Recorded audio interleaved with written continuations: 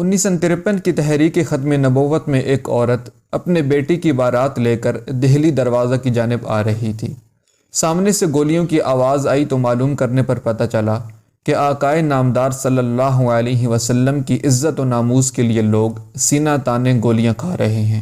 جب عورت کو یہ معلوم ہوا تو اس نے بارات کو معذرت کر کے رخصت کر دیا اور بیٹے کو بلا کر کہا کہ بیٹا، میں نے تم کو آج کے دن کے لیے پیدا کیا ہے، جاؤ آقائے نامدار صلی اللہ علیہ وسلم کی عزت پر قربان ہو کر دودھ بخشوا جاؤ۔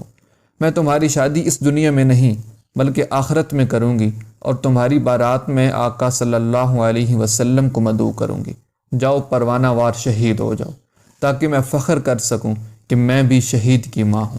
بیٹا ایسا سعادت مند تھا کہ تحریک میں ماں کے حکم پر حضور پاک صلی اللہ علیہ وسلم کی عزت کے لیے شہید ہو گیا۔ جب لاش لائی گئی تو دیکھا کہ گولی کا کوئی نشان پشت پر نہ تھا۔ اس نوجوان نے سب گولیاں سینے پر کھائیں۔